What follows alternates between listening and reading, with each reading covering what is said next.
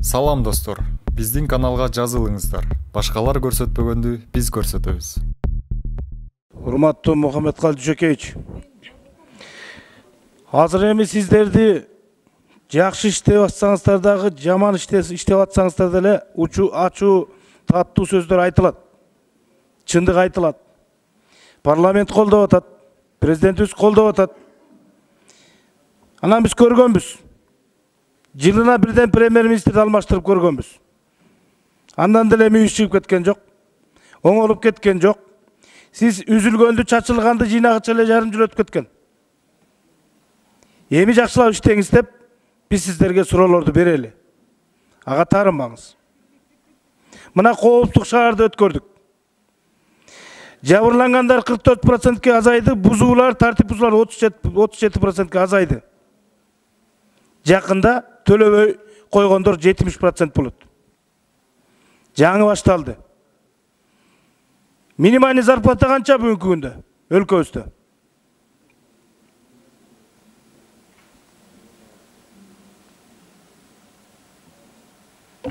Значит, минимальная у нас прожиточный минимум становится 4792 сомма, а средняя заработная плата в 2018 году составила 16218 сом. Там написано номинальная заработная плата, а не средняя. Среднемесячная. Вы давайте так, не надо хитро писать. Прописали, например, номинальная заработная плата 16 тысяч. Мы тоже читать умеем. Ошон үчүн штрафтарды, айыппулдарды кайта карашыбыз керек. Мен айтпайм, болбосун деп, болуш керек. Бирок социальный жашообузда карашыбыз керек. Бул бир маселе. Кийинки маселе аймактарды өнүктүрүү боюнча. Өкмөттүн ичинде жана трансформацияга аябай көңүл кош болуп атат. Же жоопкерчиликтен качып атат, билбейм. Мына Суу Самырда Агротех компания 10 гектар жер сурап, элдин баары суранып кат жазып атат. Бүгүнкү чейин өкмөттө токтоп турат. Губернатор токтотот 1 жылдап. Андан тышкары Карабалтада ипподром. Жунда өздөрү өгөртүп макул каржылап берели деген өкмөттө жатат. Айтып атат, тажадык. Анан кантип өнүгөбүз? Эч ким иштегиси келбесе. Мен мындай эле фактыларды айтайын. Тоо кен тармагы локомотив экономика деп коебуз, стратегия жок. Бүгүнкү чейин. Промышленность өндүрүштү айтабыз, стратегия ведения жок. Мухаммедкалый Жөкеевич, катуураак айтыңыз баарына. Андан тышкары, мына ЧПС 3 жылдан бери кат жазып атат. Азыр Объезднойдун ылдый жагында конуштар предел, электроэнергия муктаж. 110 подстанция салам деп 20 сотук жерди бөлдүрө албай жүрөт. Ипподром жанына салам деп мэрия менен 20 сотук жер ала албай атат. Өкмөт бири-бириңерге тоскоолдук кылбай, бут тоспой жоопкерчилик салып иштеш керек да. Эмне үчүн мындай маселелер чечилбейт?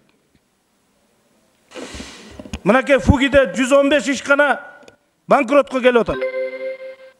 10 секунд кошуп же берип коесузбу фракцияныкынан бир 2 минут. Комитет төрагасы катары иши. 2 минут. Чоң рахмат. Мына ушундай маселелерди мен айткым келет да, мына 115 ишкана банкротко келип атат. Пансионаттар. Эмне деген пансионаттар бар? Эмне кармап атасыңар аны? Прибыль бербесе, жайында барсаңыз эл батпайт. Бирок прибыль жок, доход жок. Мамлекет кармап отурабыз, же сата албайбыз, же доверительный управленияга бере албайбыз. Андан тышкары, мына Тоо кен тармагында бизде айтып атабыз, стратегиялык конкурстун объектилер бар. Мухаммедкалый Жөкеевич. Тоголок, Туюк Каргаша, Кутисай, Калисай. Эмне үчүн аны конкурска алып чыкпайбыз? Качан алып чыгабыз? Ким айтат? Кожобой Жашибек. Пока ушу суроолорго жооп берсеңиздер. Могу стратегия боюнча биз развитие города башыбызды иштеп чыктык. 15 майга чейин сунуштайбыз. Өндүрүш стратегия боюнча бул иш болуп атат июнийда боюнча. Аны деле буюрса чыгарабыз жакын арада. Конкурс аукциондор боюнча тоголок сиз айткандай Жаңгар Таянча жана Тегене Шахный Сүлүкта, Туюк Каргаша, Кара Кече, Кутисай 2, Калисайды асыр документтерди даярдап туруп, где-то июнь-июльдарга чыгарабыз деп атабыз ушул аукциондорго, конкурстарга. Биз ушундай эле сөздөрдү угуп келатабыз да чыгарабыз деп атабыз. Бак күмөндөр айткан илгери Дүлөй. Айтасың, бирок жогун укпай эле келе бересиң депчи. Ошон үчүн биз жообун тагуу калды. Баланчада чыгарабыз дегенден чыгарыш керек. Макул кылабыз дейт, бирок кылынбайт. Анан активтерди баалоо боюнча, оценка боюнча Мухаммедкалый Жөкеевич. Бул көптөн бери келатат. 2016-жылы 1 миллион 800 миң доллар бөлүнгөн энергия секторга. Муну да бүтүрүш керек. Бул боюнча да айтып атабыз. Жок, жооп берип коеюнбу? Фонд көзөмөчтө. 115 ишкана боюнча айттыңыз, бизде 106 ишкана өзү. Отчетуңардагы айтып атам мен. Жок, 106 ишкана бизде мамлекеттик эмеде регистрациядан өткөн. Былтыркыга караганда былтыр 2 миллиард 717 түшкөн мамлекеттик бюджетке, азыр 3 миллиард 760 түштү 2018-ден эмеси менен эсеби менен. Инвентаризация боюнча, энергия сектор боюнча ал договор бар бизде. АБР грант берген. Ал инвентаризация полностью азыр бүтүлдү. Сплошной инвентаризация деп коебуз. Азыр переоценкасы да бүтүп атат. Переоценкасы аудит болгондон кийин мына суммасын чыгарабыз. Бирок иш бүттү фактически. Жана штрафтар боюнча, кайта кароо боюнча жооп алып алсам жакшы болот эле. Кожоюк Чачыбек, азайтуу эле боюнча мен айткан жокмун. Кожоюк Чачыбек, шемал сиздер колдоп кабыл алып берген мыйзам менен иштеп атат да. Жок, практикада гана айтып атам. Ушуну практикада элден түшкөн арыздарды айтып атам. Мен муну чогуу карайлы, сунуш берип. Анан акыркы суроом Мухаммедкалый Жөкеевич, мейли чогуу карайлы аны. Бул улутташтырылган борбор бар, караван центр деген. Ошол жерден арыз келген эле. Мен арызды жибергем, Замир Мырзаевке жибергем. Кат жок. Жанакы электро порталга коебуз деп, а жерде 216 бутик бар экен. Алар өздөрү курган экен. Эми ошолорду коркунуч туудурбай бир кат менен жооп берип койсоңуздар жакшы болот эле. Мага бир кат келип түштү, аны териштирип атабыз. Жанагы ичиндеги эли мурун соода кылгандарды ишке чыгаруу боюнча аракет кылып болгон экен, аны мен карап атам азыр. Трансформация маселеси боюнча жанагы сиз айткан, ачык айтканыңызга рахмат. Муну карап чечебиз. Эгерде жанагындай бут тозуп же туура эмес кылып аткан болсо, аны чараны колдонобуз.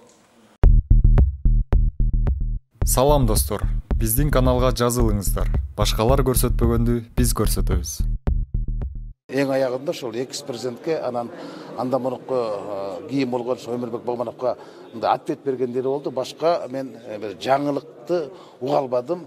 Ошо өкмөт башчынын аткара турган иштери жөнүндө кенен маалымат берип, отчет берип, анан депутаттардан суранып койду, ошол колдоп берсеңиздер депчи. Анан эми мен буну кайрылуу катары кабыл алган жокмун. Чын айтканда бир кайгыруу катары кабыл алдым. Анан экинчиден эң аягында баса белгилеп кетти. Жанагы тартип болсун, мыйзам болсун, ал туура эле, ал негиз бар. Андай ачыкканга, анткени мындай башаламандыктар болуп кетпесин деп мамлекет башчысы өзү мамлекеттин башында тургандан кийин, конституциянын кепилдиги ушул иште болгондон кийин аны айтып кеткенин жөнү бар. Бирок башынан эң негизги көп бөлүгүн ушул өкмөттүн бүгүнкү күндө аткарган иштердин баардыгын санап тизмектеп кеткени, бул өкмөттүн алдынан эле отчет болуп калды го. Анан депутаттардан суранып кеткенден кийин депутаттарга мындай бир таасир калтыруу үчүн айтып койду го. Бул кечеги Алмамбет Шыкмаматов, Камчыбек Ташиев дагы бир топ депутаттар айтпады. Өкмөттүн отставкасы жөнүндө маселенчи мынан өкмөт башчыга болушкандай болуп калды.